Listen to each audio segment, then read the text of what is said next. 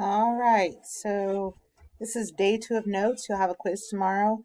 We've talked about this slide already. We did all the photography and we talked about how realists felt like the only thing worth painting was something they could see and experience themselves. They could touch it and see it themselves. So Courbet was the spokesperson for realism. You need to know that. Gustave Courbet is the name of this artist. This is called the Burial at Ornans.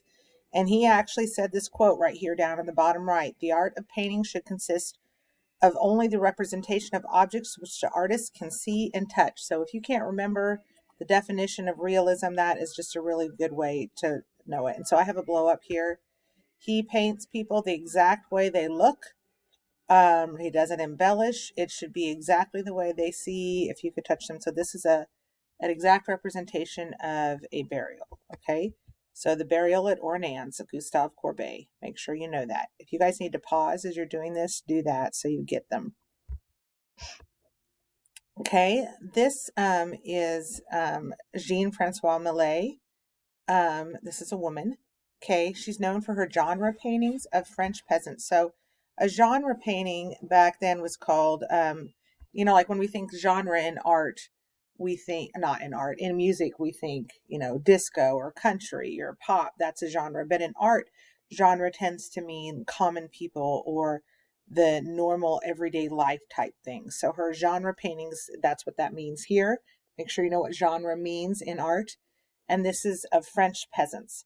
So this is called the gleaners. And gleaners were people that would walk out onto the field after the field had been cut, and they would pick up the pieces that were left behind. So usually it was for poor people or widows who were caring for their families or things like that. So this is definitely common life. Make sure you know this. Make sure you know the artist. Okay, this is Demure. He originally was a caricaturist for the newspapers in Paris, and then he became more of a well-known artist. And you can tell his caricature style because you can see these heavy black lines in his paintings. Normally you don't see that in realism, but he is considered a realist because he painted people exactly the way they looked and they could see and touch them, even though the heavy lines make it a little more sketchy, more like a sketch that's been colored in. He Although most of his works are common people in common settings, he also painted the people in the Paris arts, like performers, other artists, dancers, sculptors, things like that. So make sure you know him. The Third Class Carriage is the name of it, Damier. Okay, this is the first American we're going to look at, realist. He spent his early career designing or drawing magazine covers for Harper's Weekly. He actually was self-taught, and then he went on a trip to Paris and learned from Corot and Courbet, two people we looked at here a little bit ago. He's known for his common people genre scenes like this one, which is called The Veteran in a New Field. Make sure you can recognize that one. Okay. His name is Winslow Homer, pretty famous American artist. This is his also. This is Winslow Homer's The Croquet scene. Okay, he also would paint people and just things they were doing in their normal life. So this is them getting dressed up and doing something fun. Okay. And then the things he's mainly known for are his ocean scenes or life on the water type scenes. And he lived on the coast in the eastern coast, northeast coast, Chesapeake Bay area, and a lot of his pictures are of that area. So some people consider him a regionalist, more people consider him a realist. So that's why I put him in here. This is called Breezing Up. This is Winslow Homer.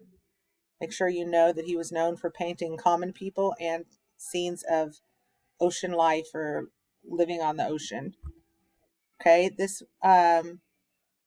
is another one of his. It's called Mending the Nets. And I think the last thing you need to know about him is often he would do pieces in watercolor, and which was kind of unheard of at the time because almost all pieces were done in oil. He wasn't the first, though. If you remember, the Albert Dürer was the first to do that from Germany. But he was one of the most famous ones who did that, actually displayed watercolors as finished pieces. Okay, so this is our next American artist. His name is Thomas Akins. He's mainly interested in figure drawings. He was just had to make sure all the musculature, everything about the body when he drew it was correct and proportionally correct and looked exactly the way it should. So he actually would study like doctors during anatomy lessons. So this is called the Gross Clinic. They're actually doing a surgery. They're performing a surgery. This is the man getting surgery down here and the people up in the arena watching it. That's how they would learn how to do surgery. Does that not freak you out that these people are performing surgery in suits and not in masks and all sterile? That was just the way it was back in 1875. So there you go. Okay. So this the other thing he was well known for was he would, because he was studying the muscles and stuff, he would study this set of brothers called the Bigland brothers, and they did all kinds of sports activities, and he would study how their muscles would react and move as he painted them. And so he has all kinds of pieces called the Bigland brothers racing, like this one, the Bigland brothers running, the Bigland brothers tennis, that they're all different sports things that he did. So Thomas Akins, the Bigland brothers racing, make sure you know that, and that was his common subject of his paintings. Okay, and then last we're going to look at super realist, sometimes called magic realist, sometimes called super realist. They practice the art of trompe l'oeil, which is a French word. Make sure you know that word. It's the one in yellow up there at the top. It means a painting that tries to fool the eye into thinking that the objects are actually real. These almost look like you could reach out and pick them up off of this wooden door. Okay, so they worked so hard to make them so sharp and in focus that they feel real. So the one that was best known for that is William Michael Harnett. This is called Old Models. So make sure you know Harnett and Old Models, and make sure you know trompe l'oeil. And there are lots of people that still do trompe l'oeil today. This is just kind of when it started, and it's considered super realism. Make sure you know all of those facts I just said. And then here's one more of Harnett's just to show you. Okay, this is called After the Hunt, and I just think these are amazing. So look at the shadows and all the edges on there. They look like they're photographs, so they're amazing. Okay, After the Hunt, William Michael Harnett. Make sure you know that. I think this is the end. Yes, it is.